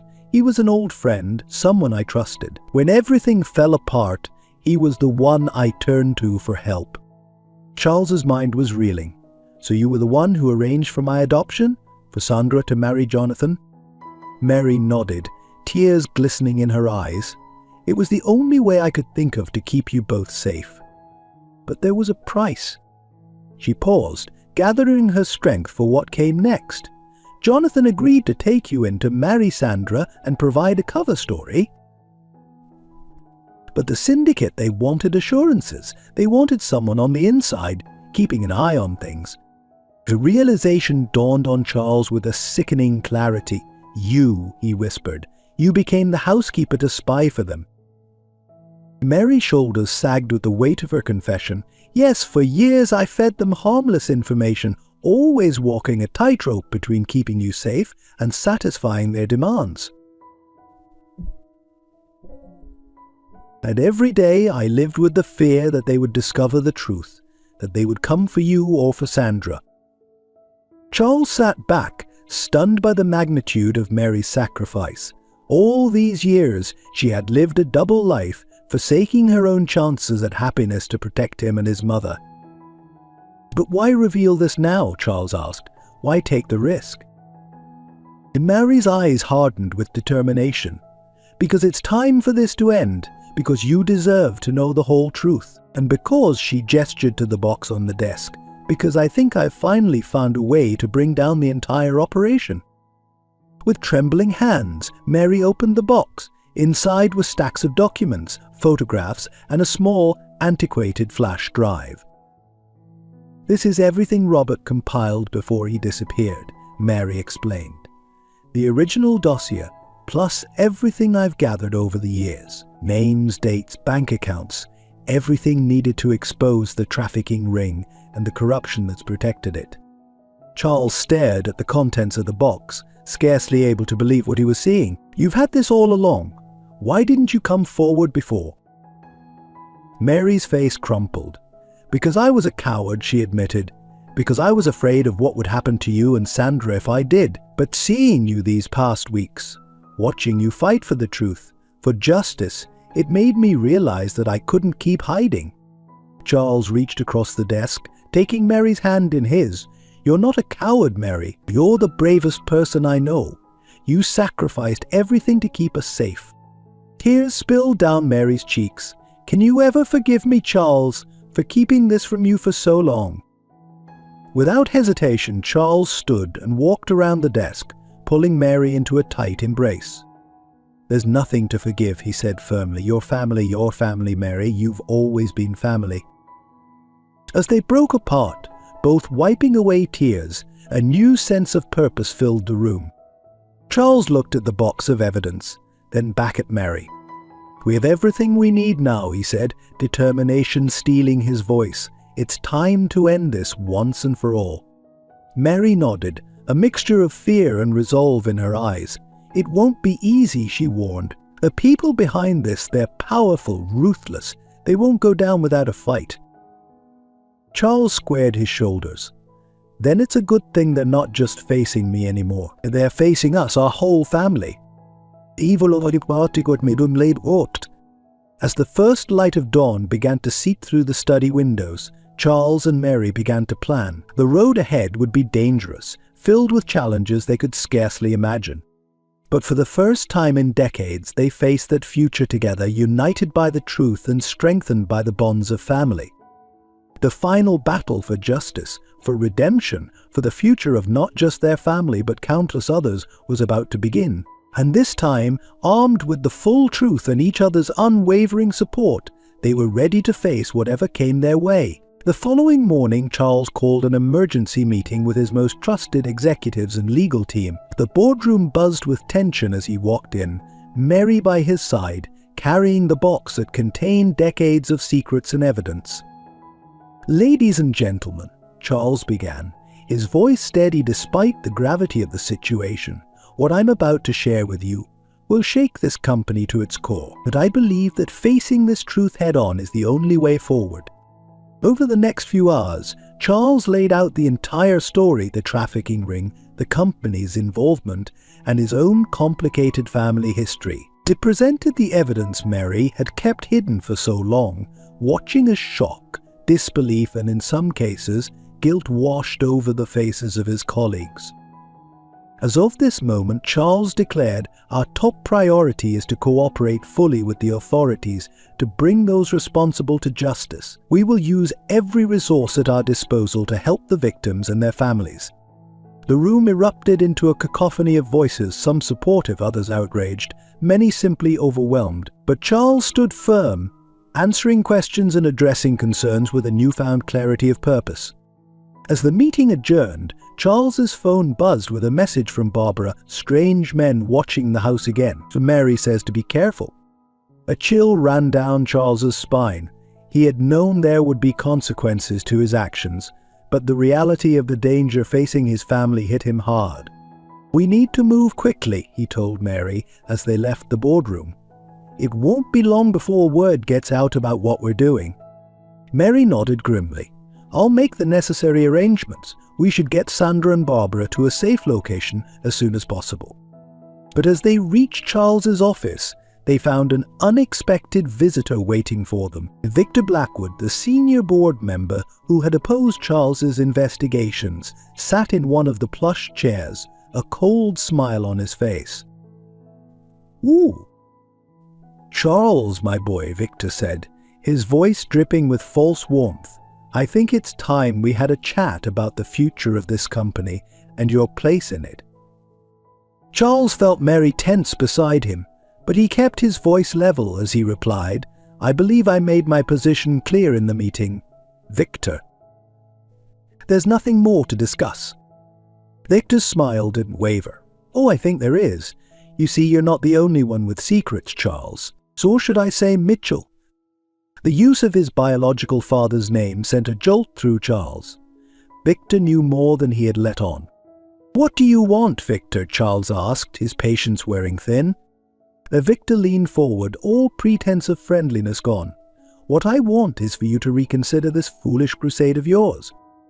There are powerful people involved in this operation, people who won't take kindly to having their business disrupted, people who might be interested to know about a certain young girl you've taken in recently." The threat to Barbara, thinly veiled as it was, made Charles's blood boil. But before he could respond, Mary stepped forward, her eyes blazing with a fury Charles had never seen before. "Won't you listen to me, Victor Blackwood?" she said, her voice low and dangerous. "I've spent decades protecting this family from men like you. If you think for 1 second that we're going to back down now, you're sorely mistaken." Victor's composure slipped for a moment, surprise flickering across his face at Mary's intensity, but he quickly recovered, rising to his feet with a sneer. "And you're making a grave mistake, both of you," he warned. "This isn't over."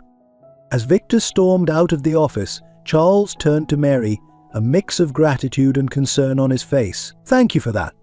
But he's right about one thing. This isn't over. In fact, I think it's only just beginning." Mary nodded, her expression grim but determined. "Then we face it together, all of us." The next few days were a whirlwind of activity. Charles worked tirelessly with his legal team to prepare for the inevitable investigations and lawsuits. Mary coordinated with trusted contacts to ensure Sandra and Barbara's safety, moving them to a secure location outside the city. As news of the scandal began to break, the media frenzy was immediate and intense. Reporters camped outside the Mitchell Enterprises offices and the Harris mansion, hungry for any scrap of information. Charles found himself thrust into the spotlight, hailed as both a whistleblower and a villain, depending on who was telling the story. Through it all, Charles clung to the memory of Barbara's smile, of Sandra's moments of lucidity, of Mary's unwavering support. They were his anchor in the storm, reminding him why he had chosen this difficult path. One evening, as Charles sat in his study reviewing the latest developments with his legal team, he received a call from the secure line he used to communicate with Mary. "Charles," Mary's voice was tense. "We have a problem. Someone tried to break into the safe house. Barbara and Sandra are fine, but we need to move them again." Charles felt his heart race. Was it the syndicate? Did they find out where they were? "We're not sure," Mary replied. "But there's more." I think I saw Robert." Charles froze. "Robert, my biological father. But that's impossible. He disappeared decades ago." "I know what I saw, Charles," Mary insisted. "It was only for a moment, but I'm certain it was him. He was watching the house from a car across the street. When he saw me, he drove away." The implications of this revelation sent Charles's mind spinning. If Robert Mitchell was still alive, still involved somehow, it changed everything. What was his role in all of this? Was he a threat or a potential ally? As Charles hung up the phone, he felt the weight of responsibility pressing down on him more heavily than ever. He had started this journey seeking truth and justice, but now he realized the stakes were even higher than he had imagined.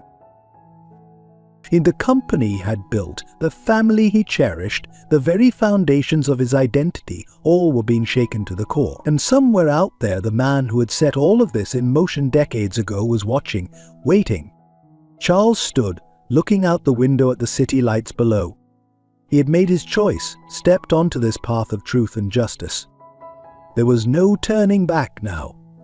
Whatever challenges lay ahead, legal battles, threats to his family, confrontations with the ghosts of his past, he would face them head-on.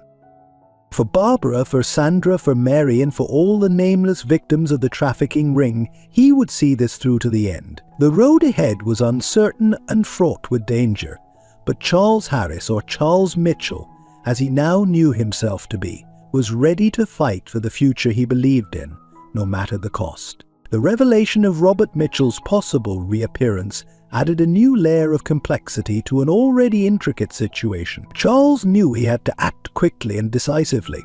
With Mary's help, he arranged for Barbara and Sandra to be moved to an even more secure location, this time with round-the-clock security provided by a team he personally vetted. Meanwhile, Charles threw himself into the fight for justice with renewed vigor. He worked closely with state and federal authorities, providing them with all the evidence he and Mary had gathered over the years. The scale of the trafficking operation and the depth of corruption that had allowed it to flourish shocked even the most seasoned investigators.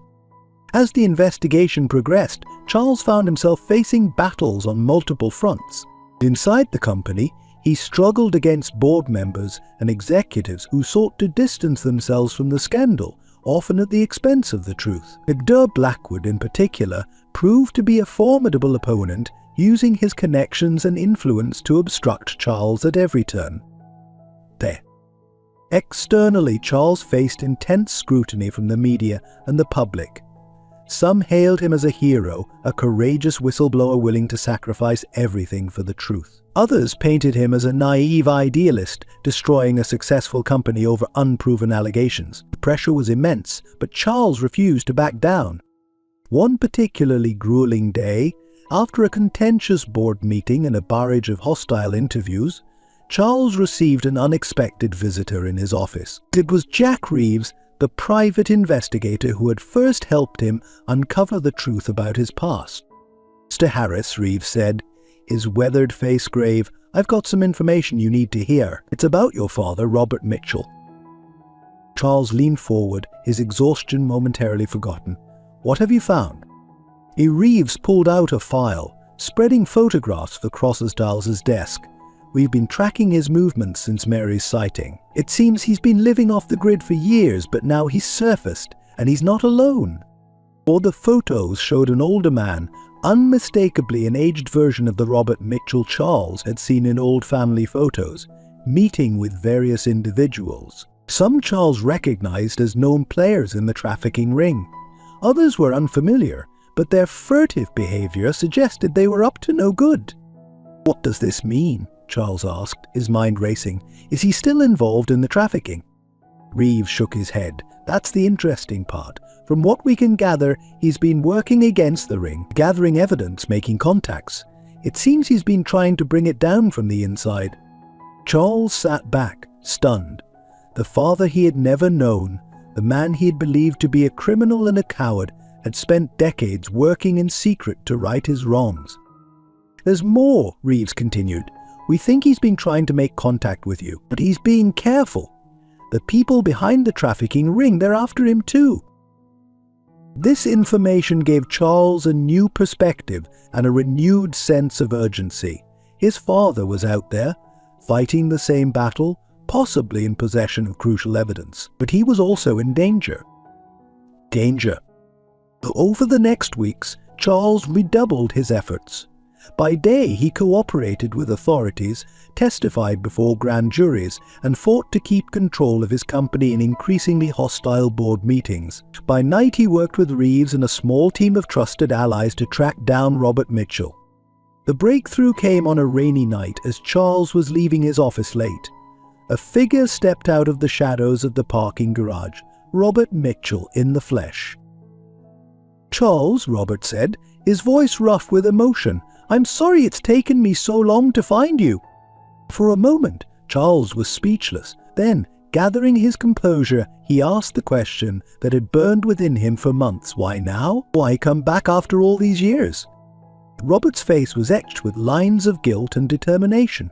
"Because it's time to end this, son, once and for all. I've spent decades gathering evidence, making connections. I'm ready to bring down the entire network, but I need your help." As they talked, Charles learned the full extent of Robert's mission. He had faked his disappearance years ago to go deep undercover, working to dismantle the trafficking ring from within. It had cost him everything: his family, his identity, his peace of mind, but he had never lost sight of his goal. "I know I have no right to ask anything of you," Robert said, his eyes pleading. "I abandoned you and your mother. But this is bigger than us. There are children out there who need our help." Charles studied the man before him, this stranger who was his father. He thought of Barbara, of the trauma she had endured, of all the other children like her, trapped in a cycle of exploitation and abuse, of his own journey from ignorant beneficiary to determined crusader for justice. In that moment, Charles made his decision. "Okay," he said, extending his hand to Robert. Let's finish this together. Eva. As they shook hands, father and son united in purpose for the first time, Charles felt a shift in the air. A path ahead was still fraught with danger and uncertainty. The forces aligned against them were powerful and ruthless. But now, with Robert's insider knowledge and Charles's resources and determination, they had a real chance to bring the trafficking ring down once and for all. The final battle for justice was about to begin, and Charles was ready to risk everything, his company, his reputation, even his life, to see it through to the end. As the legal battles raged on and the investigation into the trafficking ring deepened, Charles found himself on an unexpected journey of healing and forgiveness. The process was neither quick nor easy, but it was transformative for everyone involved. The first step in this journey came in a quiet moment with Sandra. During one of her increasingly rare periods of lucidity, Charles sat with his mother in the safe house, holding her frail hands in his. "Mom," he said gently, "I know about Robert. About everything." Sandra's eyes filled with tears. "Oh, Charles, I'm so sorry. We only wanted to protect you." Charles squeezed her hands. "I understand that now, and I forgive you, Mom, for all of it." The relief that washed over Sandra's face was palpable. Years of guilt and secrets seemed to lift from her shoulders. They talked for hours, Sandra filling in the gaps of Charles's fragmented history. And though she drifted in and out of clarity, the conversation was a healing balm for both of them. With Mary, the path to forgiveness was more complex. Her years of deception, even if well-intentioned, had created a rift between them. It took time and many long, often painful conversations for Charles to fully understand the depth of her sacrifice. "I was so angry when I first found out," Charles admitted to her one evening. "I felt betrayed. But now, knowing everything you've been through, everything you gave up for us, I'm in awe of your strength, Mary." Mary's eyes glistened with unshed tears. "I never wanted to hurt you, Charles. Everything I did out of love for you and Sandra." "I know that now," Charles said, embracing her, "and I'm grateful. You're not just my aunt, Mary. You're the backbone of this family." The most challenging journey of forgiveness, however, was with Robert. As they worked together to bring down the trafficking ring, Charles struggled with conflicting emotions towards his biological father. Anger at his abandonment warred with respect for his years of undercover work. One night, after a particularly grueling day of testimony and strategic planning, Robert approached Charles with a weathered envelope. "I've been carrying this for years," Robert said, his voice gruff with emotion. "Letters I wrote to you but never sent. One for every birthday I missed." Charles took the envelope, feeling its weight, not just physical but emotional. That night he read through years of his father's thoughts, hopes and regrets. The letters painted a picture of a man consumed by guilt, driven by a desperate need to right his wrongs, even at the cost of his own happiness. The next morning, Charles found Robert alone in the safe house's kitchen. "So I read the letters," Charles said simply. Robert nodded, unable to meet his son's eyes. "I know it doesn't change anything. It's what I did." "Ned." "It changes everything," Charles interrupted. "I can't forget the years of absence, the pain it caused Mom and me. But I understand now, and I think I'm ready to forgive." The reconciliation was not instant, but it was a start. As they continued to work side by side, father and son began to build a relationship neither thought possible. Throughout this process, Barbara played an unexpected role. Her resilience in the face of her own trauma, her ability to find joy and love in her new family, inspired everyone around her. She became a symbol of hope, a reminder of why their fight was so important. And one evening, as the family gathered in the safe house, Charles, Sandra, Mary, Robert and Barbara, Charles was struck by the improbable beauty of the moment. This group of people, brought together by tragedy and secrets, had somehow forged a true family. "But I want you all to know," Charles said, his voice thick with emotion, "that no matter what happens with the investigation, with the company, with any of it, this right here is what matters most. We're a family. Unconventional maybe, but real." Barbara, curled up next to Sandra on the couch, piped up, "Does this mean I get extra grandparents?" The room filled with laughter, Sandra's soft chuckle, Mary's warm laugh, Robert's deep rumble, and Barbara's gleeful giggle. It was a moment of pure joy amidst the storm they were all weathering. Till the laughter subsided, Charles looked around at the faces of his family. He saw the lines of worry and years of pain. Yes, but also strength, love and hope. They had all been through so much, individually and together. The road ahead was still uncertain, the fight for justice far from over.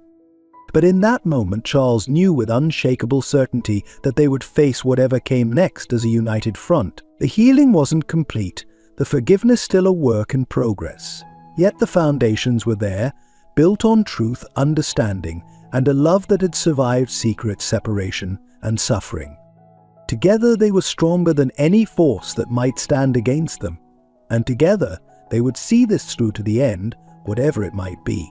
As the sun rose over the city skyline, casting a warm glow through the windows of the courthouse, Charles Harris stood at the precipice of a moment that would define not just his future, but the futures of countless others. The culmination of months of tireless work, legal battles, and personal growth had led to this day, the final hearing that would decide the fate of the trafficking ring and all those involved. Charles adjusted his tie, feeling the weight of responsibility on his shoulders, and he glanced around the room, drawing strength from the faces of his unconventional but fiercely loyal family. So, Sandra sat in her wheelchair, her eyes clearer than they had been in months, a testament to the power of truth and emotional healing. Mary stood beside her, a pillar of strength and unwavering support. Robert, looking older and more careworn than his years, nodded encouragingly at his son. And Barbara, her young face a mixture of nervousness and determination, held tightly to Charles's hand. As the proceedings began, Charles listened intently to the testimonies and final arguments. Victims of the trafficking ring, including some who had been helped by Barbara's father, bravely shared their stories. Expert witnesses presented damning evidence that Charles and Robert had painstakingly gathered. Throughout it all, Charles remained focused, his resolve unshaken. And when it was his turn to speak, Charles approached the stand with a calm he didn't entirely feel. He looked out at the packed courtroom, took a deep breath, and began to speak. "Your Honour, members of the jury," he started, his voice steady and clear. "The case before you today is about more than just corporate malfeasance or organized crime. It's about the fundamental value we place on human life and dignity. For too long the shadow has loomed over our community, a dark network that preyed on the most vulnerable among us. Today we have the opportunity, no, the obligation, to bring that shadow into the light and banish it for good." Yeah.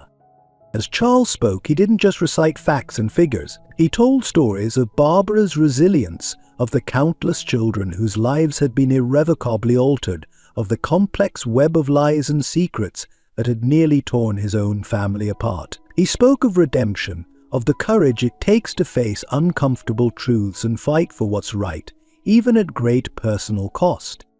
In conclusion, Charles said, his voice filled with emotion, "I stand before you not just as a businessman or a witness, but as a father, a son, a nephew, a member of a family that has been profoundly affected by the events we've discussed here. I've seen firsthand the devastating impact of these crimes, but I've also witnessed the incredible strength of the human spirit. By holding those responsible accountable and committing to real, systemic change, we can ensure that no other child, no other family has to endure what so many have suffered. The choice before you today is not just about punishment, but about healing, about justice, and about the kind of society we want to build for our children."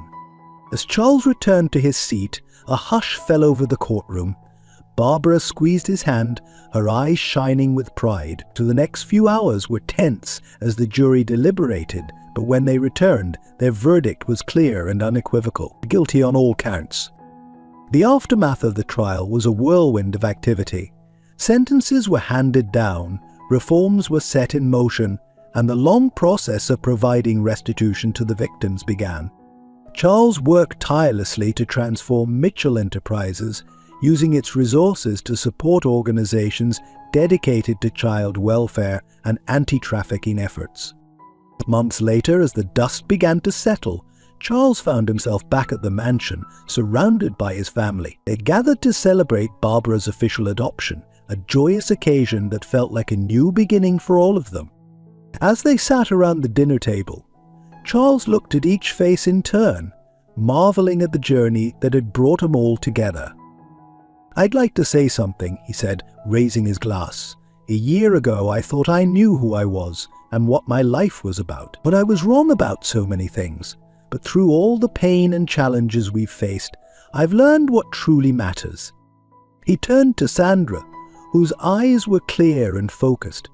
"Mom, you taught me the power of a mother's love and the importance of facing the truth, no matter how difficult." Sandra smiled, tears glistening in her eyes. "To Mary," he said, "you showed me what true sacrifice and loyalty mean. Your strength has been our family's backbone." And Mary nodded, her usual stoic expression softening with emotion.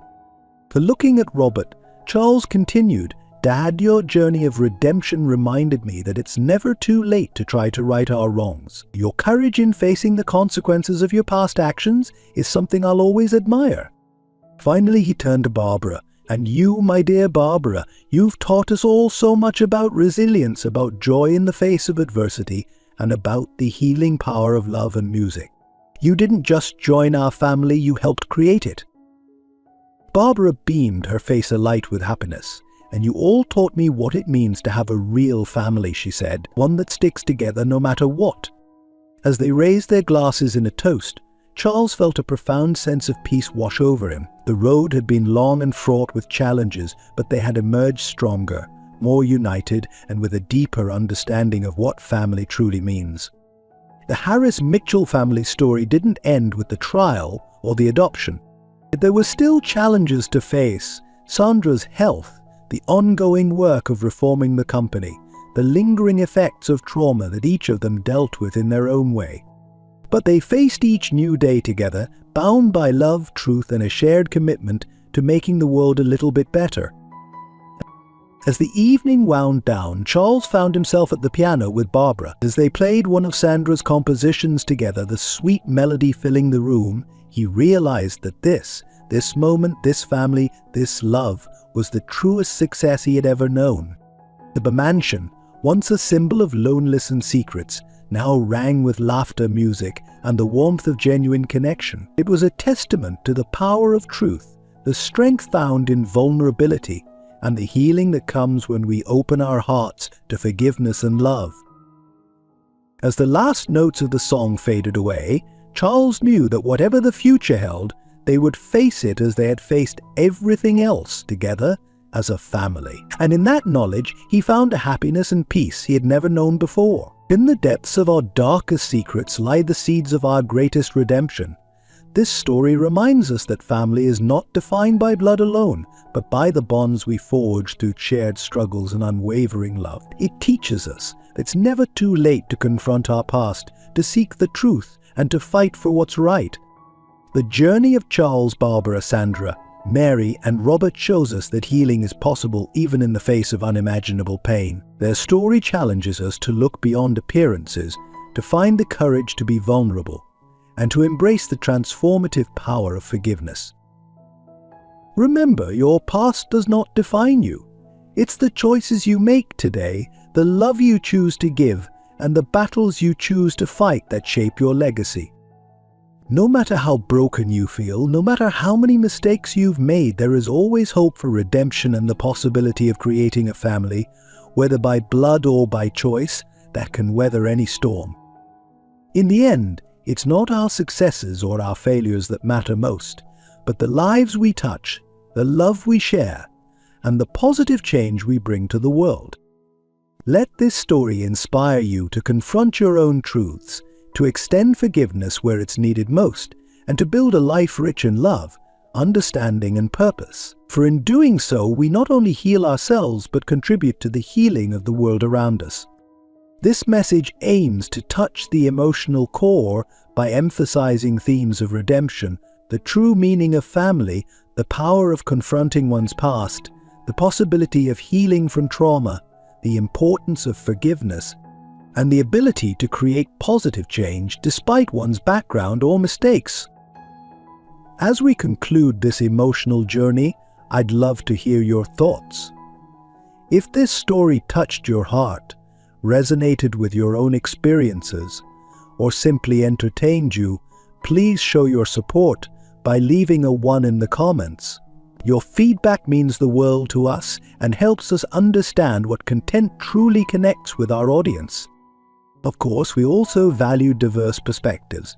If there were aspects of the story you didn't quite agree with or parts you feel could be improved, we encourage you to share your honest opinions. Your insights help us grow and create even better content in the future.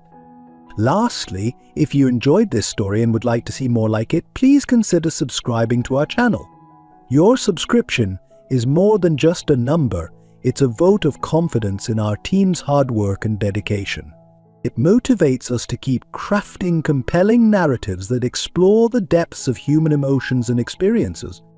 To remember, every comment, every subscription, every interaction matters. You're not just supporting a channel, you're fostering a community of storytellers and story lovers.